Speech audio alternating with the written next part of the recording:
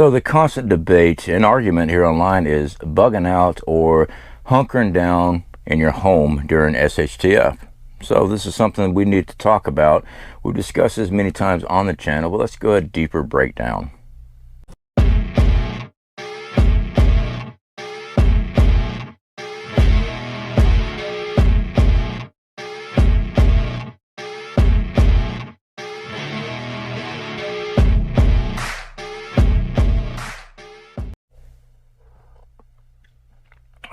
First things first, coffee.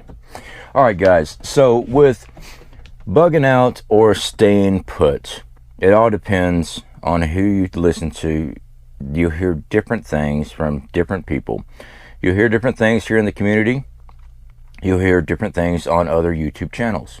All right, I have always said you want to have a bug out plan. All right. Reason being is because if you don't have any plan, now you're just stuck in one position, and you say you're a prepper, but you don't have any plans. Okay. Now, I'm going to catch these comments right now, because I've already seen them. Well, I'm disabled. Well, my family's disabled. Well, I'm not leaving so-and-so. I'm not doing this. That's fine. You do whatever. But then I also see that, well, what should I do? I can't leave my home. I can't do this. All right. Let's talk about that. Let's talk about staying put. Whether it be you're taking care of elderly parents, disabled children, disabled spouse, whatever the case may be, or yourself are disabled, stuck in a motorized vehicle, things like that. And I don't mean a vehicle, I mean wheelchair, motorized wheelchair, things like that. You need to be working on building a community. That's what you need to be doing. You know, I get asked all these questions all the time. Well, what I need to do, but as soon as I say something, I get nonstop a brick wall. I do not trust people. Well, you know what? Best of luck, you're going to die. There we go. If you're not willing to branch out, build a community, have something set up where people come to you to either extract you or come to you in aid and defense. I don't know why you keep asking these questions when you don't want to hear what I am saying. If you are disabled or the situation is that you cannot leave, you have to hunker in position. You need to have a team. You can only do so much on your own. You have to sleep. I can actually say this because all the outdoor survival stuff I do, I push my body. Every time I go work as welding, shipyards, ironwork, I push my body to physical limits. There are times when your body shuts down. It's a big difference from sitting on a couch eating a Twinkie talking about how you can do this and do that. When you actually talk to somebody that actually does, I'm telling you right now, your body stops. You have to rest. You know, if you don't get sleep, you will actually start tripping out in your mind. You'll start seeing all kind of shit, and you will go insane. But to stay awake that long of time, usually take some type of pharmaceutical drug to keep you awake or illegal narcotics. So you're eventually just going to fall asleep standing up.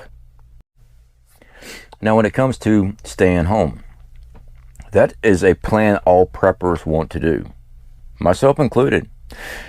There are scenarios where you can stay in position. All right.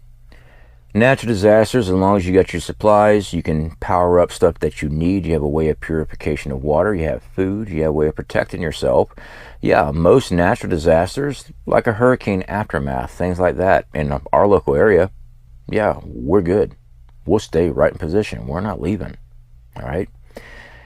The aftermath, everything's destroyed, but we have supplies. We're not bugging out anywhere. Okay. But there are scenarios where you will be required to leave. I hate to tell you that. Or you have to have a team in place. Let's say civil unrest is going on. And I know we have a lot of people here that live in the cities. I see the comments, questions all the time. I live in an apartment. I can't find places to store food, things like that. What do? Well, we lived in a 6x12 cargo trailer for nearly 3 years. We just now built this, and space is still tight. We store stuff in many different locations. I mean, guys, we put things in the ground. We have things in BugOut locations. If we ever get overrun here, we have drops and spots we can go to. But again, we'll go back to, I will never leave. All right. I'm telling you right now, and I know you'll unsubscribe, you'll leave some shitty ass comment, I'm unsubscribing. You don't know me. No, I know the mentality of you, the person typing right now. You think you're Rambo. You played World of Warcraft, Modern Warfare, whatever, some damn video game. Yeah, I don't even play video games. Play some video game and all of a sudden you're an expert at whatever. You might actually be a good shot in real life. But what happens when rounds start coming back at you?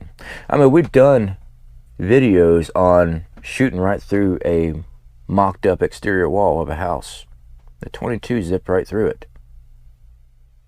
Yeah. So your plans are you're just going to stay put. I think most people just don't want to hear that they might have, that their plan is not foolproof. That might be it. Well, I hate to break it to you. As preppers, we try to break down everything, look at it many different angles, and make sure we have our bases covered. That's it. We don't just run with one plan. I'm prepared. Oh shit, it ain't working. Thing is, in the real life, there is no reset button at all. So let's talk about civil unrest.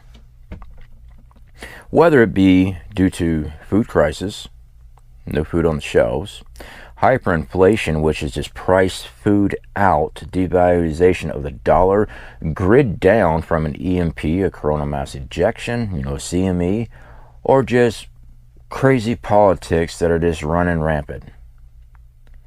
Eventually, people will start going door to door. Most people say, oh, it's just staying in the major cities. Well, let's talk to the people in the major cities that are here. There are preppers in the major cities. I love reading the comments from others. If you live in the city, you need to move out now. Well, the fact is most people cannot just up and leave. Their jobs there, their families there. Everything's tied up. Everything. It takes a lot of money to move and relocate. A lot. So I'm not here to tell you that. But if you are a city dweller, you live in the city, have a plan to evacuate. If you do not have a plan to evacuate, please start working with like-minded individuals. Find these people, start building a group. You need to have a mutual assistant group, a MAG, a tribe, whatever it is that you want to call it. You need to have a team of preppers that will either come to you or you go to them in an emergency. You work together.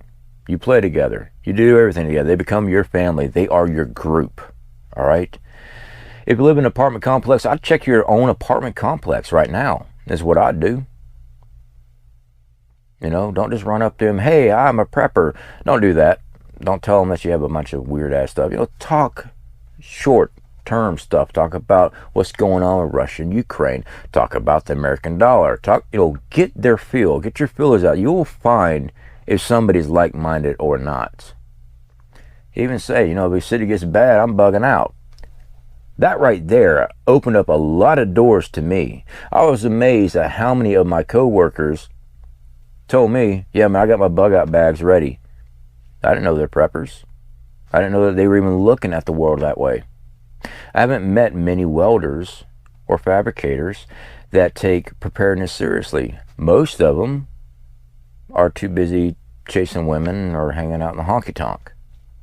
All right, that's pretty much it. It's a rough life. It's a great life. But I rarely see people that are doing my type of trade looking to the future like that. Okay?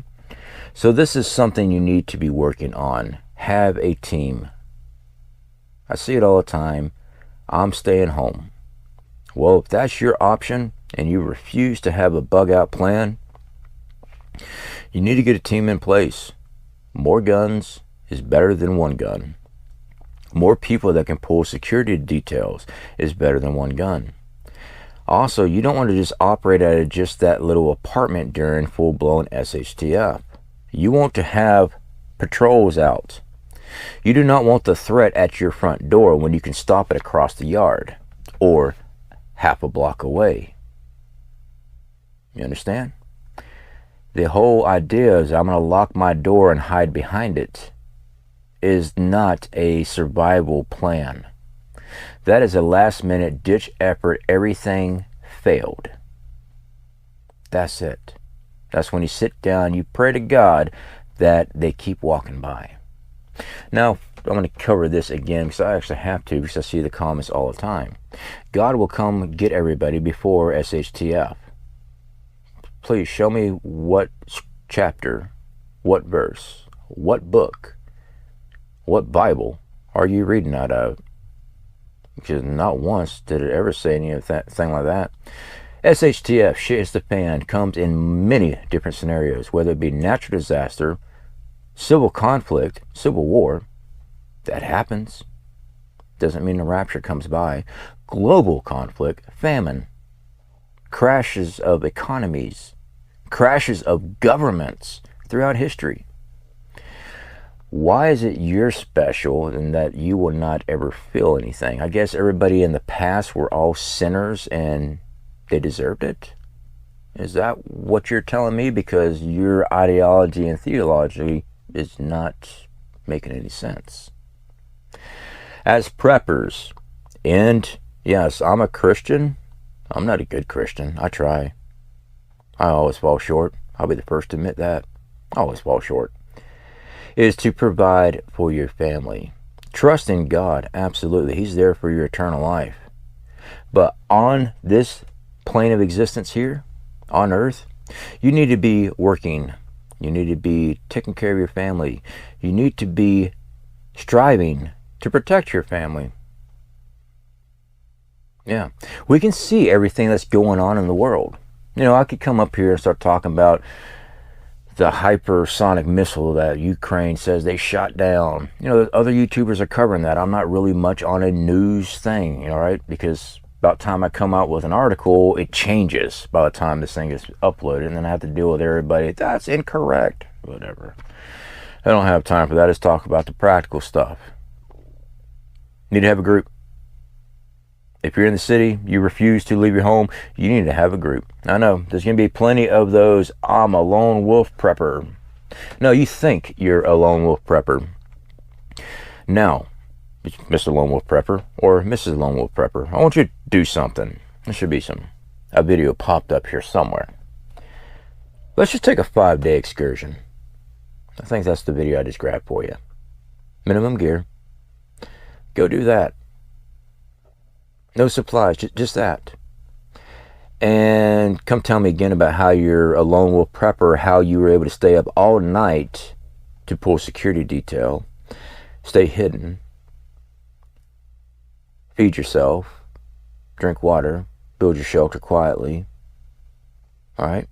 Now, it is possible to do in today's society because no one's looking for those types of noises or campfires.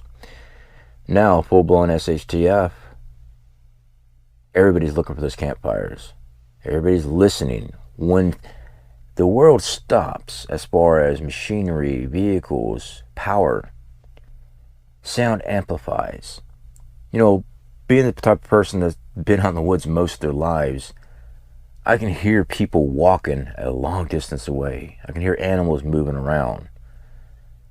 It echoes. There's no ambient sounds drowning out nature. So if you're out there using a saw or a hatchet or an axe, everybody hears you. But you're going to lone wolf it. So while you're doing that, who's pulling your security detail? While you're chopping wood and making all that racket, and that's what you're hearing because you're chopping, you didn't hear the individual slipping up on you. But I know there's going to be people ticked off at me about that, and that's fine. I try to be as real as possible. In other words, I will tell you exactly my experiences in things and make judgment calls and try to lead you in the right direction on how you need to be preparing accordingly. Now, when I talk about BugOut locations, I don't mean you're just running out to the woods. Most people, I'm going to say 90% of people in today's society that ran out to the woods would die within 2 to 3 days. Yeah, most people would die within about 3 days, because they don't know how to purify water. They don't know how to keep warm. They don't know how to make shelter. They just don't know these things. So run out to the woods is not always optional. What you need to do is start working on a location that you can go to. It doesn't have to be out in the woods. It could be just another location 20 miles away from where you are right now as a dear friend or family member. They might be in a rural area or just a different city than yours. While yours has just went all to hell due to civil unrest, you have a location you can travel to get out of that and get to somewhere else that is secured. But you're not being a burden on them because they're preppers too. Y'all are well stocked. Family properties, stuff like that. I'm on family property. My wife and I, we decided to set up stakes here. That's why we built this here. We're going to be here for a few years, 1 to 2 years. All right. This building is going to get transferred over, and I will be giving it to one of my relatives because this is family property. All right. When the time comes, I do not like what's going on with the world today, the economics, the wars, the manipulation of food. Yeah. Something big is coming. I have a group here. I have a large number of family here. I've got a lot of locals right here that watch my YouTube channel. A lot of you guys, I gave you my numbers. Contact me. We need to work on getting our groups together. We need to start training. You need to have a BugOut location. When it comes to BugOut location, you need to have it well stocked. You need to know how to get there multiple routes, not just one, and not just by vehicle. You need to know how to get there by foot on a different route. In other words, you actually have to go do it. You need to know where you need to place food and other items. Let's say it's 50 miles away. Do you want to carry a 60-pound rucksack 50 miles? Odds are no. But let's say that you have supply drops every 12 miles or every 6 miles. Yeah, buried in the ground. Again, video for you. Put food in the ground. Now, I know there's plenty of people that want to comment, well, that won't work in my state. I'm sorry. I'm talking about my state. The majority of people watching this has the availability to do this. For those that live in the tundra and they have to go 6 feet down below frost level, you need to make a new idea. Build a root cellar, something. It's a lot of work. I know it is. So I'm sorry I don't have all the answers for everybody at all times. I just show you what we do. Survival food buckets and emergency equipment. You have to go down so many inches below your frost line. All right. That way you're making a mini root cellar. Okay. Keeps a constant cool temperature all the way throughout. You need to have these supplies in position. So with the arguments of bugging out, bugging in, just depends on the scenario. As a prepper, you need to have a bug out plan. You do. If you don't have a bug out plan because family members, disabilities, whatever the issues are, then you need to have a rapid response team, a MAG. You need to have a group that is coming to you to either extract you or coming with backup to hold that position. And it's not just hide behind the door. If they come there, y'all are branching out. Y'all are taking that block. So there. All right, guys. I appreciate you hanging out with me. I've got a lot more videos to come out with. I've got a lot more product reviews and stuff that I'm testing out. We got hold of a reverse osmosis machine. Yeah, never had reverse osmosis before. And it kicks ass. I like it. I really do. So I'm running testing with an actual meter and stuff like that, testing out our well water versus the Berkey imitators, all that stuff, testing all that stuff out. So that video will be coming out pretty soon. Guys, it doesn't hurt you at all to make a plan. The hard part is preparing that plan to be executed when the time comes. That's the hard part about prepping. But that's real prepping. All right. Speak to y'all later.